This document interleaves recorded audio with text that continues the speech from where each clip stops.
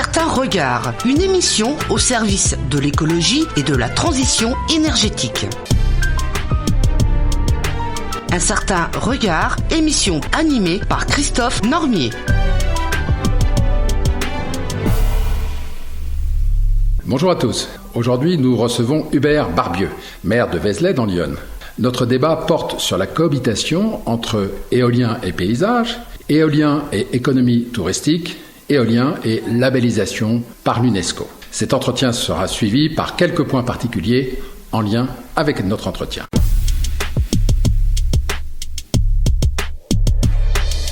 Hubert Barbieux, vous êtes actuellement le maire de Vézelay, en charge d'une ville d'histoire et de culture dans laquelle sont accueillis plus d'1 million de visiteurs. D'évidence, c'est une énorme responsabilité pour un si petit village. Rappelons que Vézelay, c'est moins de 500 habitants, je crois. Vous êtes en un sens un passeur d'histoire. Le site dont vous avez la charge s'apprécie dans ce rapport entre les éléments bâtis et le paysage.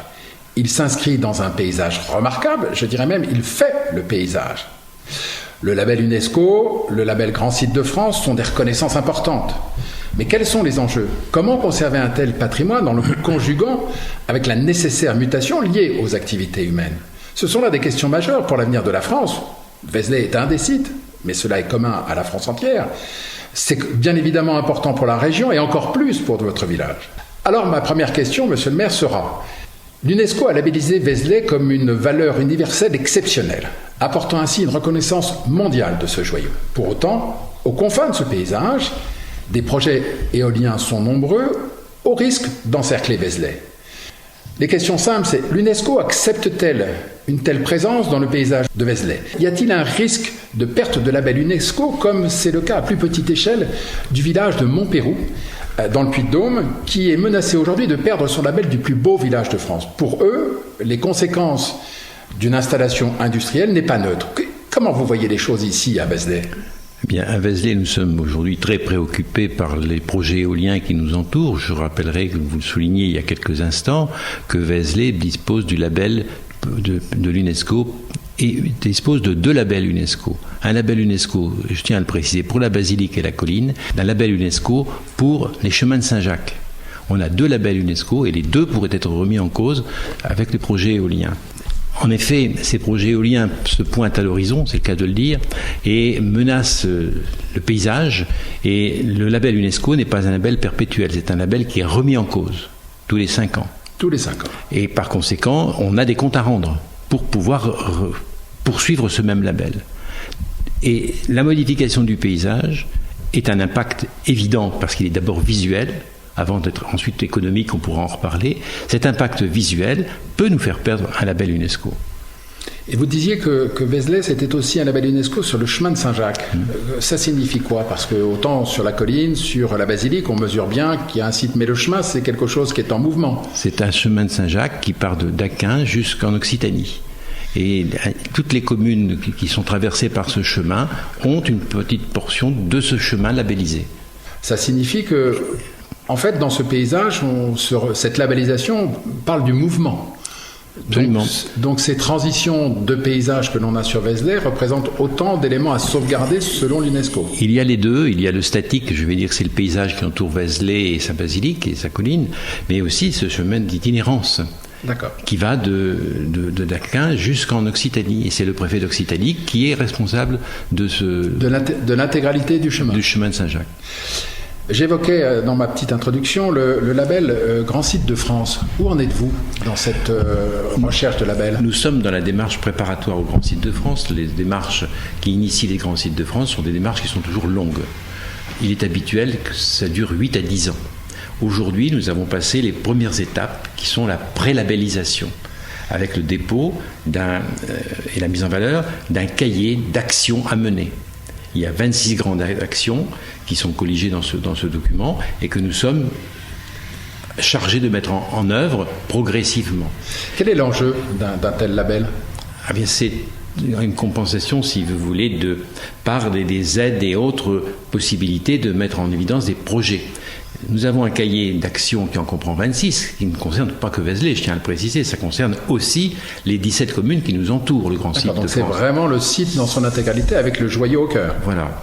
C'est tout à fait, c'est le joyau sur la basilique, c'est le petit diamant sur la colline, et puis tous les 17 villages qui l'entourent constituent ce grand site de France. Et c'est dans cet ensemble qui vise le label. Et si tout se passe bien, on déposera notre dossier de label fin 2023-2024. Mais donc les projets éoliens portent, selon vous, un risque potentiel pour ce paysage ? Bien, ils vont modifier le paysage par l'impact visuel qu'ils vont créer. Donc ils vont modifier les chances d'aboutir au label du grand site. D'accord. Mais qui décide finalement de ces projets de grand site aujourd'hui ? Enfin, pardon, pas de grand site, mais d'installation d'éoliennes. Ce sont les maires qui signent leur accord ou ce sont les promoteurs qui décident de venir sur un territoire et de s'installer ? Je crois que c'est la conjugaison, l'alliance des deux. C'est les promoteurs qui repèrent des territoires qui leur semblent être intéressants, qui vont séduire des maires par les apports financiers qui peuvent être faits, voire des communautés de communes, puisque la communauté de communes ou le département touche aussi un certain retour financier sur ces opérations. Alors, à vous entendre, ce que je comprends, c'est que ce sont finalement les promoteurs éoliens qui décident du sort de nos paysages. Et ça veut dire que l'État ne décide plus de rien en matière d'aménagement du territoire. Ça fait peur. Et qui a conscience de ces enjeux, M. Barbieux ? Vous touchez là le fond d'un vrai problème, c'est qui décide. Finalement, c'est le préfet qui autorise ou qui n'autorise pas l'implantation d'éoliens. Et par un long processus d'étude du dossier, de la première délibération d'un conseil municipal pour éventuellement modifier un plan d'occupation des sols, on aboutit un beau jour sur le bureau du préfet qui donnera son avis favorable ou défavorable.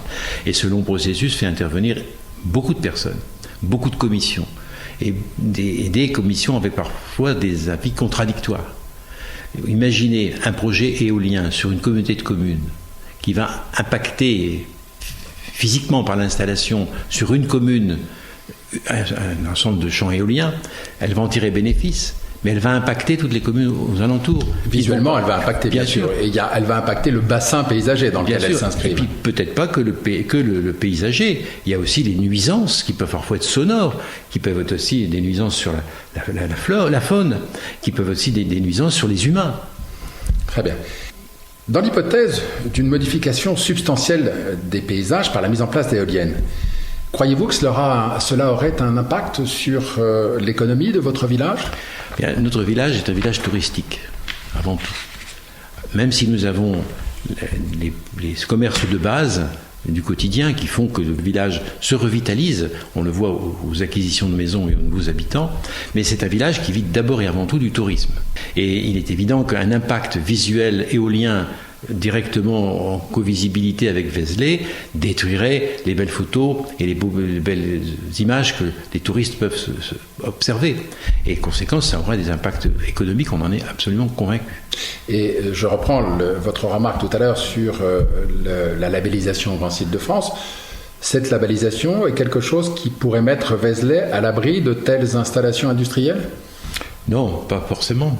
Pas forcément, puisque la labellisation Grand Site, c'est une labellisation aussi qui est provisoire. C'est quelque chose qu'il faut pouvoir maintenir, parce qu'il faut donc poursuivre. Ce n'est pas une labellisation qu'on vous accorde définitivement. C'est aussi un processus de 5 ans.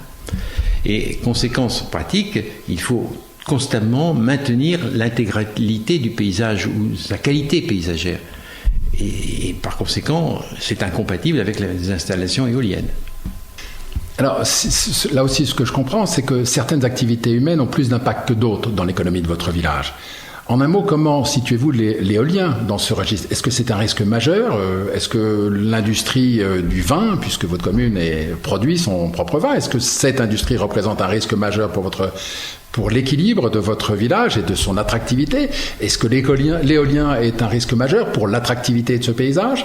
Quel est dans cette échelle des risques des nouveaux projets entrant dans le territoire ceux qui vous paraissent majeurs ou mineurs? L'éolien est un projet de risque majeur parce qu'il va impacter durablement le paysage. On est un peu dans la même situation que le photovoltaïque dont on parle aussi. Ça risque d'impacter fortement et durablement le paysage et d'avoir des conséquences économiques. Alors que la vigne, qui est une économie importante à côté de l'économie commerciale de villages comme le nôtre, la vigne, c'est un processus qui repose sur des gens raisonnables. Les vignerons sont des hommes de la terre qui veillent à la qualité de leurs produits. Et d'ailleurs, c'est ainsi que, ici sur l'AOC Vézelay, c'est-à-dire qui regroupe les 4 communes dont Vézelay, eh bien, on a 50% des terrains qui sont en culture bio. À vous entendre, ces activités qui impactent clairement, qui peuvent potentiellement impacter l'économie du village, je serais provocateur en vous disant, mais en réalité, que ce soit l'éolien qui naît de la puissance du sol et des vents qui s'y portent, c'est un peu la même chose qu'une exploitation de la terre qui produit un vin de qualité. Quelle nuance ou quelle opposition faites-vous à ces deux projets? L'un qui sort de la terre et l'autre qui sort du vent. En quoi sont-ils plus ou moins forts pour le paysage? Je vais dire que le paysage viticole est un paysage agréable, un paysage végétal. C'est un paysage qui a ses variations saisonnières avec les couleurs d'automne et qui a donc un côté attractif pour le touriste. L'éolien, qui est tributaire du vent, comme vous le disiez à l'instant, c'est un mât avec des hélices qui impactent le paysage, qui se trouve face à une forêt, face à une plaine, face à une rivière. C'est quelque chose d'anachronique dans le paysage, c'est ça ce que vous dites? J'allais y venir, parce que c'est quelque chose qui est aussi tributaire, et vous l'avez dit vous-même, du vent. Or, du vent, il n'y en a pas toujours. Et quand il n'y a pas de vent, les éoliennes s'arrêtent. Et là, on a besoin de la méthanisation pour faire fonctionner des centrales à gaz pour suppléer l'éolien. Et donc, l'éolien impacte négativement le paysage, puisqu'il l'impacte d'une façon mécanique, d'une façon technique, et tributaire du temps. Comme vous le savez, Monsieur Barbieux, l'éolien est une industrie qui soulève les passions. Comment, selon vous, peut-on conjuguer dans un paysage l'installation d'éoliennes avec votre patrimoine? Est-ce que c'est compatible? Ça peut être compatible si on anticipe. Il faut anticiper. Aujourd'hui, la difficulté vient du fait que des promoteurs se présentent dans des communes ou chez des particuliers pour proposer des projets et demandent des modifications de plan d'occupation des sols, puis des dossiers s'instruisent et se gonflent avant d'arriver chez le préfet. Jamais nous n'avons eu une réflexion visant à déterminer le paysage qu'on veut. On pourrait très bien dire sur d'immenses territoires, là on veut bien de l'éolien. Ça n'impactera pas durablement le paysage. Dans d'autres lieux où le paysage sera impacté, de dire là il n'y aura pas d'éolien. Et on doit se mettre dans une position de gestion par anticipation de la démarche de l'éolien.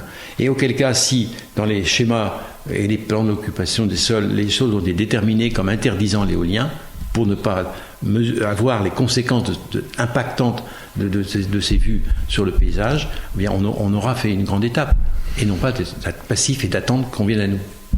Vous défendez quelque chose d'extrêmement difficile à défendre. Vous défendez finalement le beau, l'équilibre, l'intérêt, la sérénité qui vient d'un paysage. Mais comment cela peut-il résister par rapport à cette odeur merveilleuse que porte l'argent et ce symbole qui fait miroiter... voilà. Comment ces deux choses, ces deux éléments, entre notre nécessité d'avoir une transition écologique, c'est-à-dire de produire une énergie, mais en même temps de respecter ce paysage, comment fait-on pour arbitrer? Vous parliez d'anticiper. Ça veut dire quoi, anticiper? Ça veut dire avoir une réflexion préalable visant à déterminer ce que l'on veut laisser comme paysage à ceux qui vont nous succéder, à ceux qui viendront après, et qui pourront exploiter ce paysage. Il n'est pas figé. Le paysage peut être exploité. Vous parliez de la vigne tout à l'heure. La vigne, elle a un cycle de vie, elle produit quelque chose. Les forêts, c'est pareil. Judicieusement exploitées, elles vont produire du bois, mais elles sont régénérées pour que le paysage garde sa qualité. Eh bien, c'est en anticipant, en disant qu'on aura telle et telle disposition des lieux dans un paysage qu'on sera gagnant, à mon avis, face à l'odeur, pour reprendre votre expression, de l'argent qui, effectivement, est attirant et suscite les convoitises. Je le disais tout à l'heure, Vézelay, c'est une ville d'histoire. Et si je ne me trompe, Vézelay a maintenant plus de 800 ans d'existence. Comment ont fait nos anciens? Est-ce que vous savez si, dans l'histoire de Vézelay, cette colline, ce lieu emblématique, a été mis en péril au fil des générations et des siècles passés, ou finalement serions-nous les premiers à être confrontés à un enjeu majeur de modification paysagère? Alors, l'histoire de Vézelay remonte aux années 800 Donc 1200 ans de cela. Voilà, à peu près 1200 ans. Et a été le lieu d'énormément de convoitises, à commencer par celle du comte de Nevers qui voulait annexer Vézelay, parce que Vézelay était une richesse, et puis c'était un promontoire intéressant. Et donc ça a été un lieu perpétuellement sujet à des conflits de territoire, des conflits de guerre, pour terminer, je dirais, par les guerres qui ont marqué le plus l'histoire de Vézelay, sont les guerres de religion. Et qui ont affecté durablement Vézelay à leur époque. Donc c'est un lieu qui a été en perpétuel une convoitise parce qu'il est magnifique. Combien de personnes viennent à Vézelay et y restent au moins avec leur cœur? Parce que Vézelay les a marqués par sa beauté, par sa sérénité, par son esprit du lieu. Quand vous parlez de ce passé et de cette magie, en un sens, et cette sérénité et cet esprit qui est dans Vézelay, vous avez cité la guerre comme étant des éléments marquants de menace du paysage. Et à vous entendre, j'entends que l'éolien serait presque à mettre dans le même registre. Est-ce que c'est une menace sérieuse que vous mettez au même rang que ce qui a peut-être failli perdre Vézelay au fil des siècles? On peut l'imaginer ainsi, c'est une menace réelle pour la qualité de ce que je citais tout à l'heure, cette sérénité, ces vues, cet esprit du lieu. C'est une menace parce que avoir ensuite un moulin à vent qui tourne face à cette beauté, ça va perturber le visiteur, et puis il en aura une sensation de déception, il ira chercher ailleurs. Est-ce que vous croyez vous considérez, en tant que maire de Vézelay, que vous disposez et que vous êtes suffisamment armé pour résister par rapport à de tels projets, ou que cet équilibre est peut-être menacé par des dimensions qui sortent de votre périmètre de responsabilité? Alors vous le dites, c'est menacé par des dimensions qui sortent de notre périmètre de responsabilité. Nous n'avons que, je dirais, la force de conviction pour convaincre nos interlocuteurs des risques que cet éolien peut représenter pour des paysages ayant les caractéristiques que j'évoquais tout à l'heure. Hubert Barbieux, je vous remercie pour cet entretien.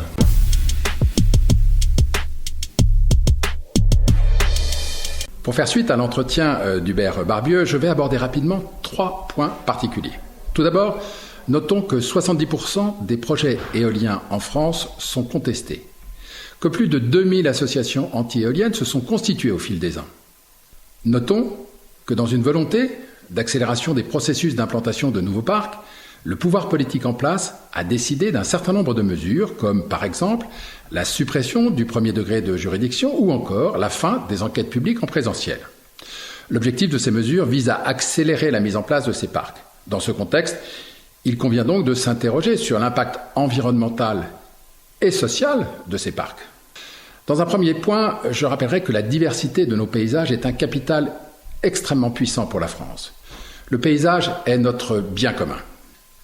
Je rappelle que la Convention européenne du paysage, dite Convention de Florence, que la France a ratifiée en 2006, stipule que le paysage constitue non seulement une composante essentielle du bien-être individuel et social, mais il est aussi l'expression de la diversité du patrimoine naturel et culturel des populations, tout comme le fondement même de leur identité.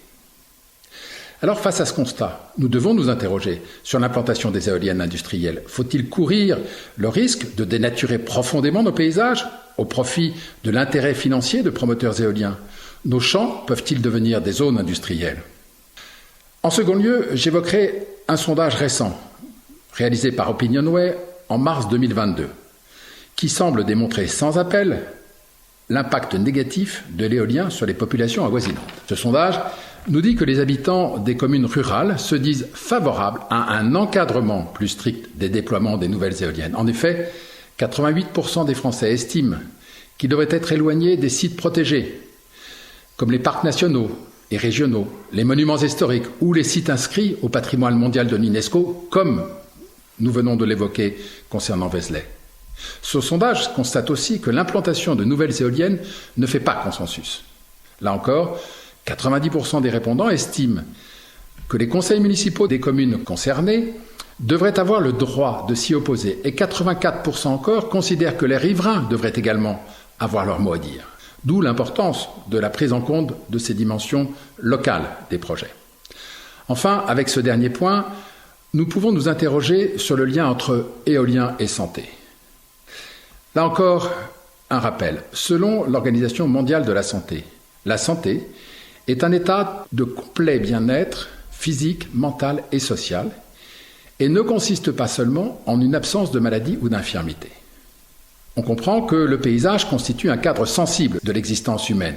D'ailleurs, pour l'Académie des Beaux-Arts, de jour comme de nuit, en 2022, une étude produite par cette Académie des Beaux-Arts identifie que ces éoliennes créent un effet de prison, risquant de saturer les paysages, et que ce sont autant de ruptures avec les paysages naturels qui, pour autant, par nature, portent un effet rassurant, le contact rassurant d'un contact serein avec cette nature.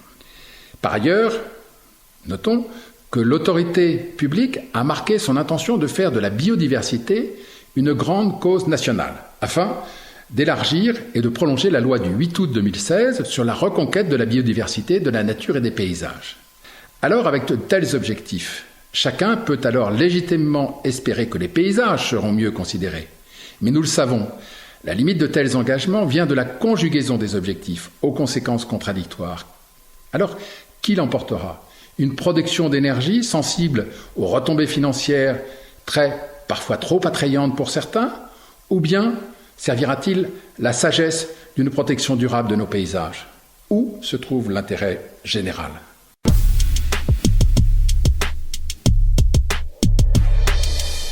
Notre prochaine émission aura pour titre « Les propriétaires fonciers et l'éolien, une relation fortement contrainte par le droit ». Seront abordés dans cette émission les risques et responsabilités des propriétaires fonciers.